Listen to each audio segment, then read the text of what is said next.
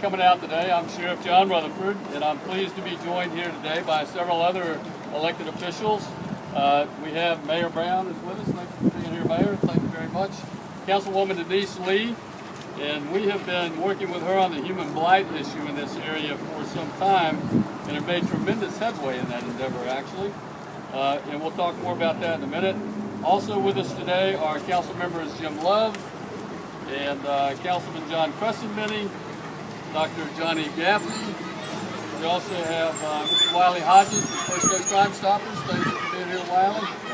In addition, we have three of our SHADCO chairs from Zone 5. We have Mr. Thomas. Thank you, Mrs. Bartram, and Mr. Pittman. Thank you all for being here. Let's see, did I leave anybody? Councilman Brown. Reggie Brown. I'm right behind you. Oh, he's right behind me. There you go. Councilman Reggie Brown. Thanks for being here. At the beginning of May, we began Operation Ceasefire. It is a response to the increase in gun crime, specifically in JSO Patrol Zone 5, which is this area, with a bit of the identified area in Zone 1. And that's in the map that you have, the area that's outlined. As you know, April was a particularly violent month in Jacksonville. We had 60 reported aggravated batteries or assaults where a firearm was actually discharged.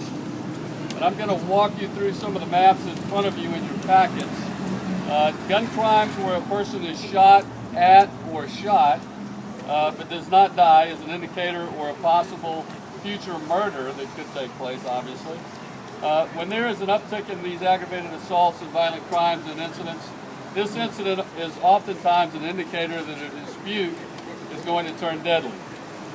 And those disputes are often over drugs. We want to know who is carrying these guns illegally, meaning a person who is using a gun illegally, that is committing a crime. In every incident that has occurred, there is a victim and there is a suspect.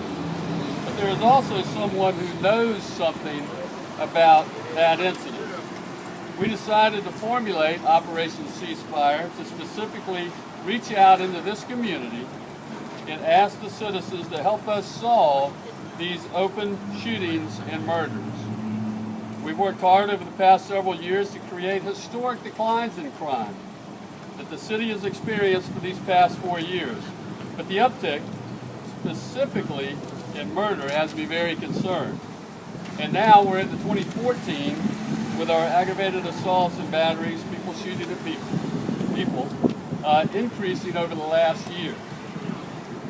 We know the key to solving and preventing this activity is connecting with the community. That's the key. The overt part of Operation Ceasefire involves what worked in 2006 when we launched Operation Safe Streets.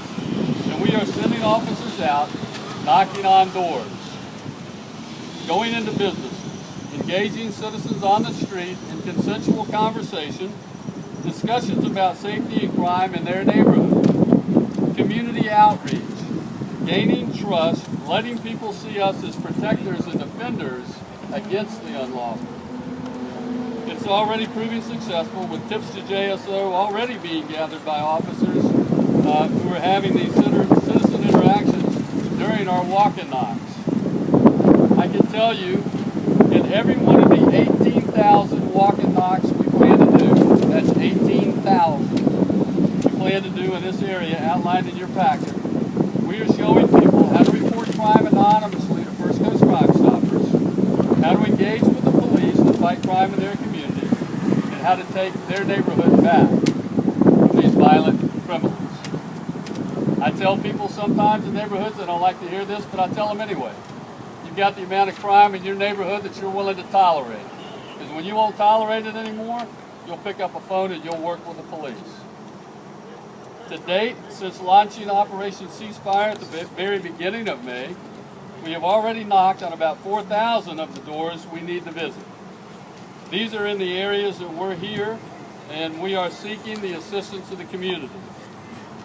You need to know that Operation Ceasefire also has an enforcement component. We know that in any community engagement operation like Knock and Talks, that people are assured by our presence, and when they understand our objectives, they also appreciate an enhanced presence for enforcement. Since we began our amplified activity here, we've arrested several individuals and seized 10 firearms illegally or illegally possessed. These are run against crimes that have already been committed to determine if they've been in use in any of the aggravated batteries and aggravated assaults or murders that may have already occurred. We've also taken 381 grams of cocaine off the street, 156 grams of marijuana. This kind of enhanced enforcement comes at a price.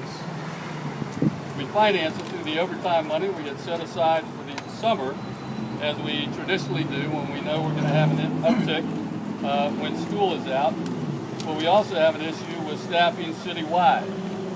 We're down 147 officers and all 92 community service officers since our layoffs and positions were cut, all beginning in 2011. Today we are seeing changes in our clearance rates that I find troubling. Clearing cases takes police resources, obviously. When we come into a neighborhood or patrol zone in this kind of an initiative, I can tell you that we are in fact robbing Peter to pay Paul. There may be one or two fewer officers working a specific shift over in another zone who's now being pulled over here to address this specific need. We have good partners in this effort. Councilwoman Lee has been hard at work addressing the conditions in the community that contribute to crime, what she calls human blight. And I will ask her to speak to you about that in just a moment. And as I wrap up, I also want to let you know that the mayor and the council and I are going to be working together in the coming months on yet another budget. It's also no surprise that I'm asking for the restoration of 40 of our sworn police officers and 40 of our community service officers, as that entire program was scuttled during the budget cuts of recent years. Those young men and women were tremendous force multipliers in our fight against crime. In the meanwhile, we have a plan of action for this area. We won't be letting up, but first and foremost, I want all the law-abiding, good people of this area,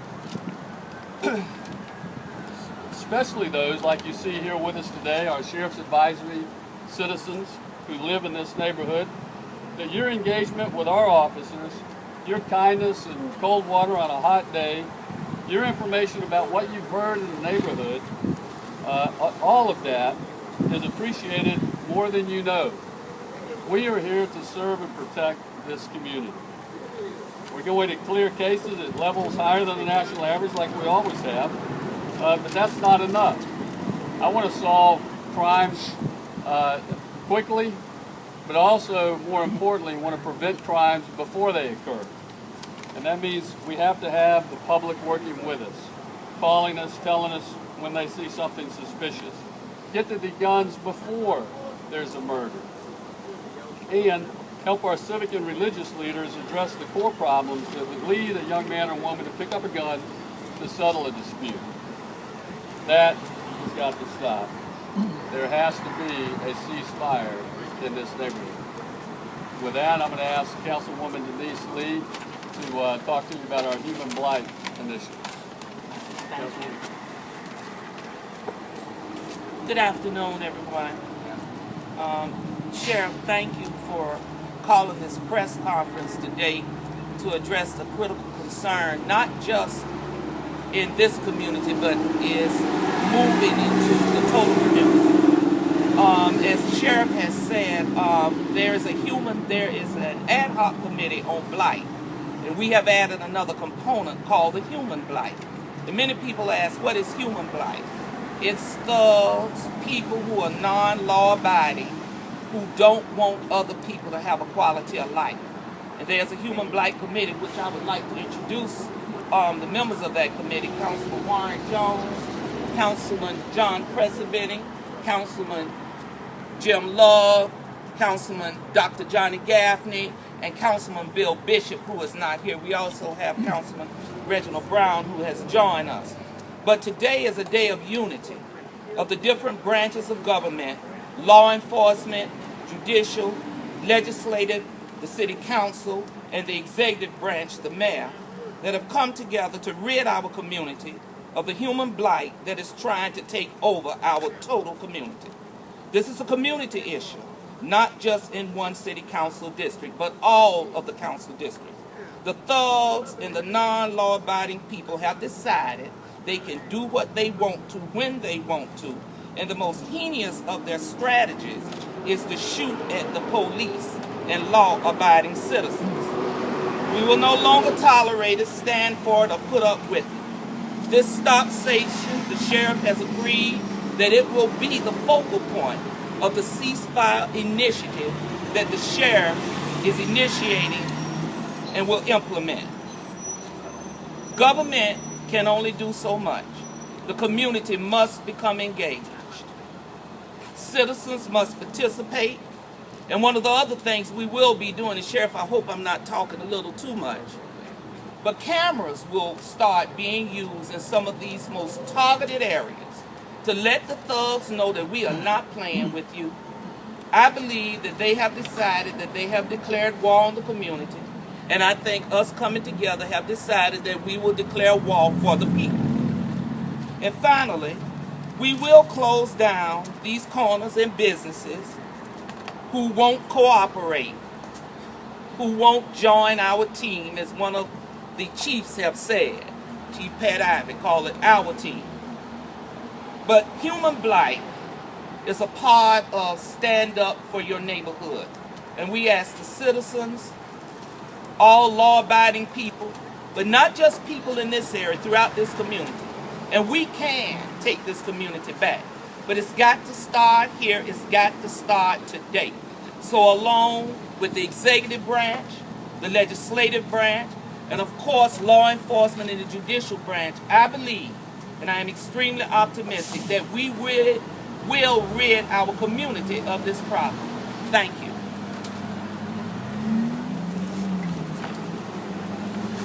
And now we're going to hear from a great crime fighting partner, Mayor Brown.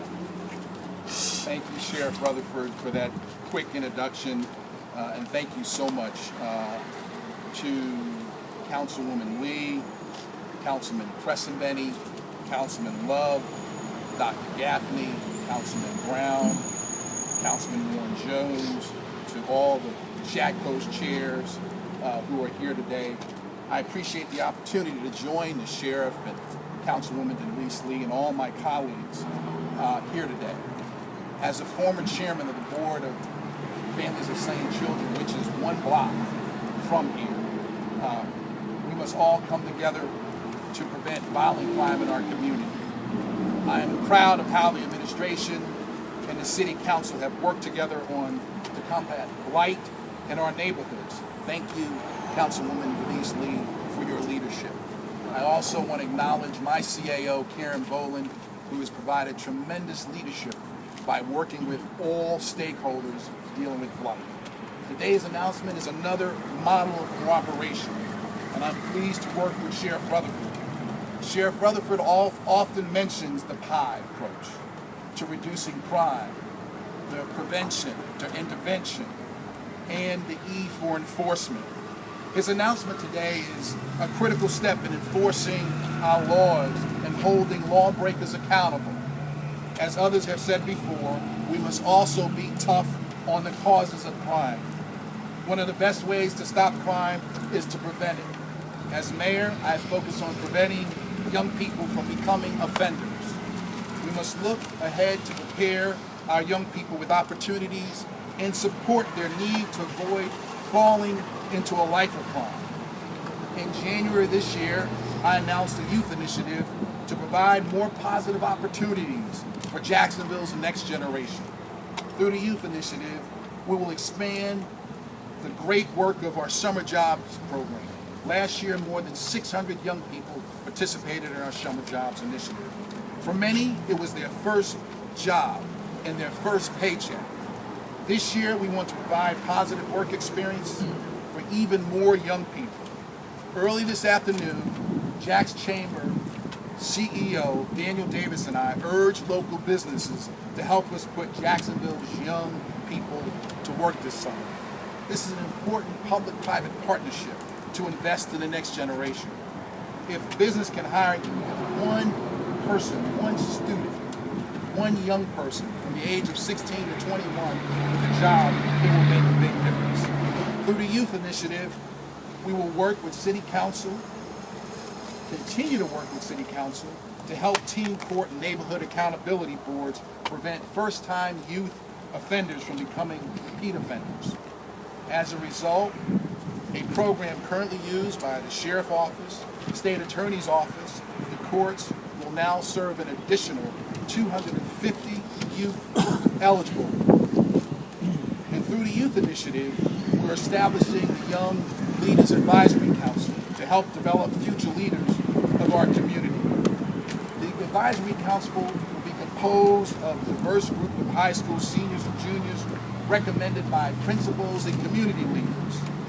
The Advisory Council members will learn more about city government and more about effective citizenship. And they will also learn about how to make a positive impact on our community. They will advise the mayor and city officials on the things we need to do as leaders in our community to empower them, give them a voice at the table, to listen to them, and learn best practices on how to connect with our young people. If Jacksonville is going to continue to thrive in the years ahead, all of our young people must have the support they need to succeed. Again, I want to thank the sheriff for his commitment, his conviction in enforcing the law, and holding people accountable. I want to thank my colleagues at City Hall, all the council members in Denise Lee for their leadership and working together. And I want to thank the business community and the not-for-profit for working with me to put more young people to work this summer, to make sure they have a summer job, creating hope and opportunity, put money in their pockets so that they can be on a job working and not in the streets. It is so important that we all work together to improve the quality of life all around this city. And I truly believe that by working together, the sheriff, the council, all of us, business, not-for-profit, the faith-based community, which also plays a major role in helping young people and adults, our education system, Superintendent Beatty, all of us working together to prevent, to invest in our young people. There's no greater love than to love your fellow man. But love is an action word. And I think if we give young people an opportunity to work, it creates opportunity for that single mother who's working 2 jobs and her kid is out there running around, but taking them off the street. So I look forward to working with the sheriff and everyone involved. Thank you for this opportunity. Look forward to working with the sheriff.